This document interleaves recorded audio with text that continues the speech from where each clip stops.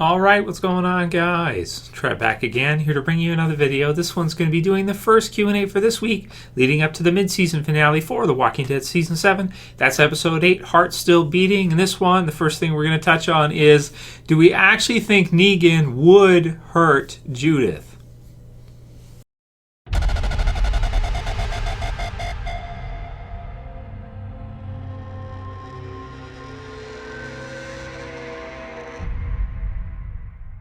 Great, and spoiler warning, if you guys have not seen Season 7, Episode 7 yet, sing me a song. So still buzzing after such a great episode. Really happy that, things have turned around so quickly for the Walking Dead television series. I feel like after they had a straight decline of, 5 episodes after the season premiere. So I'm guessing the ratings will probably be higher for Episode 7. If not, I guarantee they'll be higher for Episode 8, this mid-season finale. It should be great. So this one came from Martin Ramos, and he said in comments, imagine Negan hurt Judith. He wrote snapped her neck, but I feel uncomfortable reading that. Did you see how shocked Rick was at the end of the promo? It looked like he was crying and traumatized. Yeah, man. I mean, okay, so first off, do we think Negan would actually hurt Judith? I don't think so. Also, okay, two ways to go with this. First off, I do think Negan does have a heart. I know sometimes we see Negan do things where it seems like he doesn't, but even when he does the iron thing, I don't think he really enjoyed giving Mark the iron. I don't think he enjoyed that. I don't think he always enjoys hurting people. Sometimes I think he does, but I do not think, as he said before to Olivia, that he doesn't really like hurting women. He doesn't like to kill women.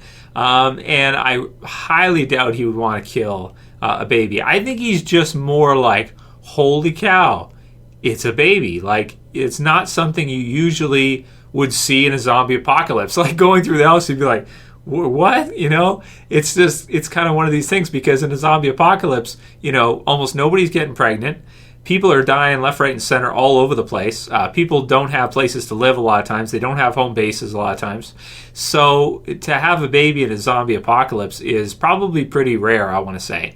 And as such, he's kind of on vacation right now, so to speak, a little bit. He's having a good time at Alexandria. He's kind of away from home. It's like his home away from home, so to speak. So I really don't think he would hurt Judith, unless he absolutely had to. And even then, I think it'd be really hard for him. So I do not think the mid-season finale death is going to be Judith. No. I have done my death predictions video, though, for that. I'll put the link in the description so you guys can check it out if you want to see who I think will be killed off in the mid-season finale. I do not think it will be Judith. And no, I don't think he'd really hurt Judith, because I do still think he has some kind of a heart. I do. I don't think he's so far gone that he would be able to do that and he'd be okay afterwards. No, I don't think so. Second part to that, too, is because logically, so we're talking emotions out of the picture here, just in terms of logic. Logically, that's like the ultimate leverage for Rick, right? That's leverage, right? So because Negan's in the power position and he could wipe them out if he wanted to, knowing that Rick has a baby puts Rick into a more leverage type position where Negan could threaten him if he wanted to. And I don't think he's even going to really need to threaten him. I think just Rick seeing Negan with Judith will give him the impression of how high the stakes are. And then, in the next half season, when Richard and some of these other guys from the Kingdom and other communities want to fight back, and maybe Rick does too, the stakes are going to be really high, because we know at that point that if it came down to it, Rick is putting his baby in jeopardy. He's putting her in danger like crazy, right? So no, I don't think Negan would, for both those reasons. Both emotionally, it would hurt him a lot, I think, because no matter who you are, it would. And then number two, it's just too much leverage over Rick. Like, he's got Rick, he's got him. It's like an employee, if you work at a job, it's like an employee that has, a couple kids and, $500,000 worth of debt. You think your boss doesn't know that he's got you? You think he doesn't know that? Of course he knows that. Okay, too real. Anyway, next one is from David Kinnin. He says, where did Jesus go? So we saw him on top of the roof, and he's kind of heading out. And that's a good observation that he probably did give, Daryl the means of escape. The only thing that's weird is how he would get in there and everything. but it's Jesus. Again, this kind of stuff is within character for him. So to see him in weird places, like on top of stuff like Spider-Man or sneaking into stuff, is like we got to see that from Rick and Daryl's point of view. And in the TV series version, he's shorter than the comics. He's smaller than the comics. So I almost feel like for him, it's perfectly within character, and he's been doing this for a long time, right? So it's not like this is his first rodeo. He's been doing this, for going on runs and stuff for the Hilltop for a very long time. And they don't have the physical prowess a lot of times to fight other groups. So with Jesus, he's more tricky. He's more able to escape and kind of run and do things he has to do in order to get away. And that's his skill set, really, in the TV series version. He's still a fighter, too, and he can take guys down if he needs to, like with a high kick or, some kind of taekwondo, a roundhouse kick or something. He'll take guys down, right? So he can do that as well, too. But he's really good at sneaking around, and that's within character. So I think he's kind of taken off. And then in the mid-season finale, we'll see Daryl try to escape, even though Jesus has already left. So maybe he threw the key, got the hell out of there, and or whatever it was that he gave to him, got the hell out of there, and we'll see Daryl escape on his own and go somewhere as well. Run said, glad Trev saw an episode he liked. So I wanted to include this one here just to kind of say, I liked all the episodes from this half. I like pretty much every episode of The Walking Dead. I like, with the exception of maybe Them still, and I mean there's a few here and there that I didn't like too much, from The Walking Dead overall. But for the most part, I like just about every episode. It's just that I review a lot of different shows. Right now I'm watching 5 different shows on TV, and I review some of them I don't. So with Walking Dead, I look at it as like the best show for me anyway. Every year I look forward to it. I look forward to Game of Thrones. I look forward to Better Call Saul, Walking Dead, some other shows, Z Nation, stuff like that. The Strain, Under the Dome for years, Breaking Bad for years. A lot of different shows I've reviewed, and been doing this over 6 years, and always looking for stuff to review and check out as well too that people are into. So really, it's not that I don't like any of the episodes from this half. I just feel like compared to the previous seasons, up until episode 7, this half lost a lot of momentum that we had carrying through from season 6. Season 6 starts off a little slow, but then it gets rolling, and the momentum is crazy in season 6 as it goes through. And it really doesn't stop until we get through to the end of the season. This season just lost some momentum for the show that I wasn't used to, and a lot of people felt the same way. So it's not that I'm a hater on Walking Dead. I don't want to say that. And I know a lot of you guys aren't either. Most of you guys I know from comments are pretty much in the same boat that I am with regards to that, is that you enjoy The Walking Dead too. It's not that you hate stuff or you have super high expectations for the show that are unreasonable. Some do, but for the most part, most of us, I think, we love the show and we expect it to be pretty damn good. And if they release a good episode by Walking Dead standards, that's like, I don't know. If they release something that's average, it's like, that sucks, because The Walking Dead is usually so high quality, so good. That's how it became one of the number one shows on cable, or the number one show, depending.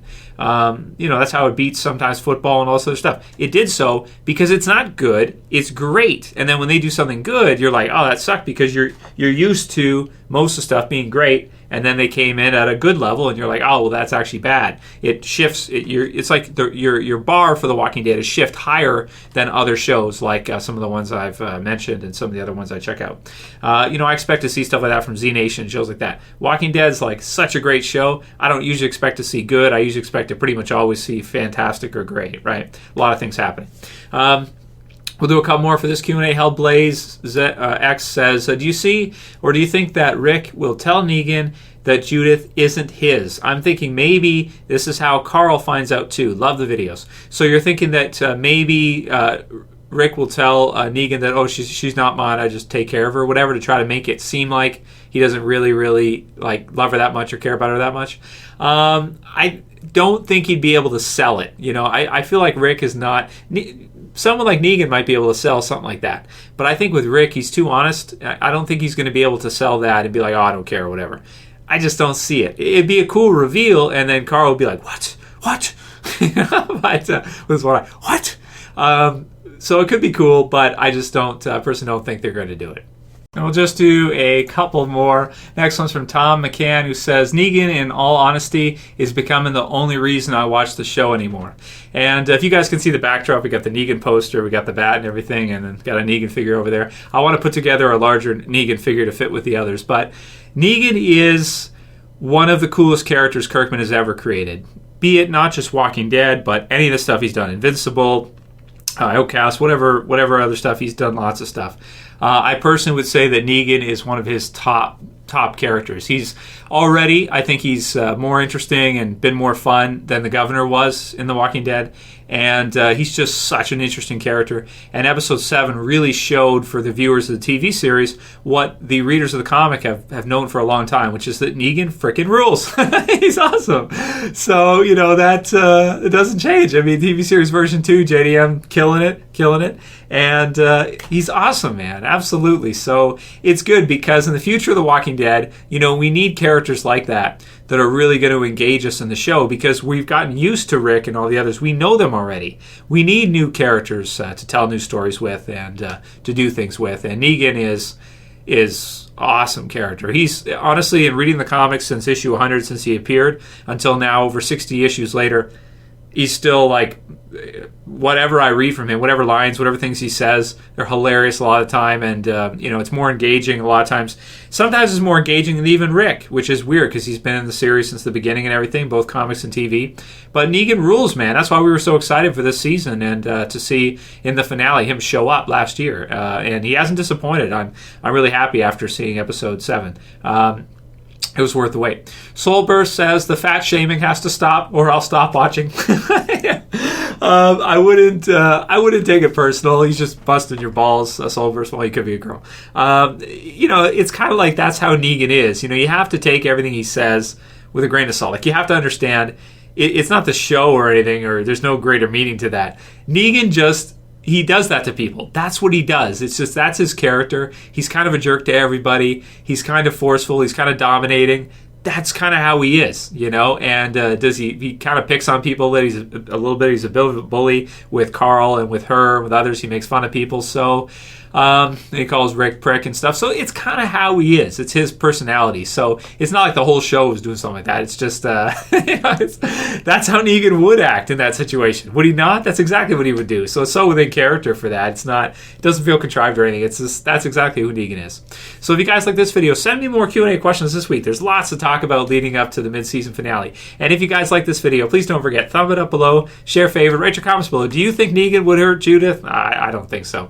Subscribe at the bottom left if you liked it, and I'll see you guys tomorrow for another video. It's Trev, and I'm saying peace. Later, guys. See you tomorrow. You better subscribe.